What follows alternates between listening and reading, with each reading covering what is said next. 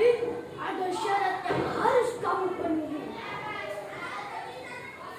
Apa itu maksudnya? Saat anak itu berusia 17 tahun, kamu harus menyerahkannya padaku. Apakah kamu sanggup? Sanggup, Raksasa. Baiklah kalau kamu sanggup. Tanamlah biji mentimun ini. Jika mentimun ini berbuah, kamu akan menemukan sesosok bayi di dalamnya. Didorong oleh keinginan untuk memiliki seorang anak, Mbok Rondo pun menyanggupi semua syarat dari raksasa. Perintah raksasa dilaksanakan dengan patuh. Ditanamnya biji mentimun itu dan dirawatnya dengan hati-hati. Di antara tanaman mentimun yang tumbuh, Mbok Rondo menemukan satu mentimun yang berukuran sangat besar, berwarna kuning keemasan. Saat dipetik dan dibelah, terdapat sesosok bayi mungil di dalamnya. Mbok Rondo pun terkejut. Astaga, bayi! Mbok Rondo pun sangat senang dan memberinya nama Timun Mas. Mbok Rondo merawat Timun Mas dengan penuh kasih sayang hingga dia tumbuh dewasa.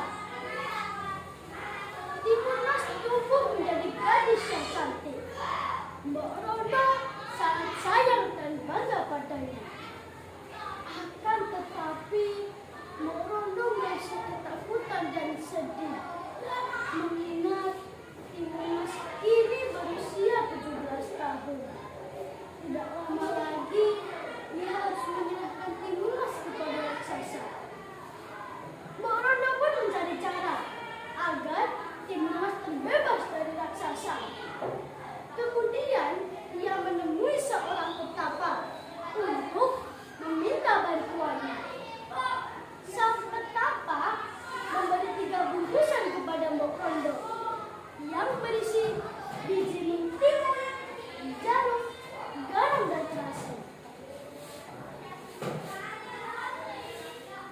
Benda-benda ini nantinya bisa untuk menangkal kejahatan, kata petapa. Terima kasih, petapa. Tak lama setelah Mbok Rondo pulang dari tempat petapa, raksasa itu pun datang ke rumah Mbok Rondo sambil berteriak-teriak. Mbok Rondo, mana Timun Mas? Kamu harus menepati janjimu. Serahkan Timun Mas padaku. Mbok Rondo dengan penuh ketakutan menyuruh Timun Mas lari. Nak, pergilah sebelum raksasa itu menghancurkan rumah kita. Allah tidak menyesal ini. Takutkan mengarah raksasa itu dalam keadaan terdesak. Timun Mas pun mengangguk dan segera lari membawa bungkusan itu. Sang raksasa tahu kalau Timun Mas lari dari rumah. Ia pun mengejar Timun Mas sambil berteriak. Timun Mas, jangan lari kamu. Kemanapun kamu lari, sampai ujung dunia pun akan kukejar. Hahaha. Timun Mas segera lari ke hutan. Raksasa itu pun hampir berhasil mengejarnya. Jarak mereka semakin dekat. Dia sudah dekat. Aku harus menggunakan bungkusan ini.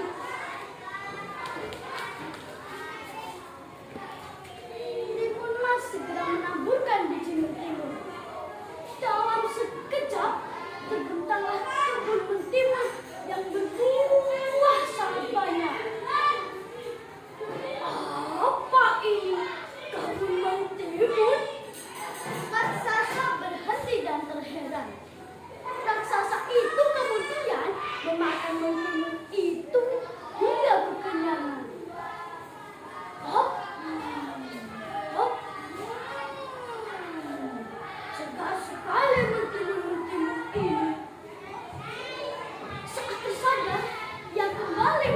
Timun Mas.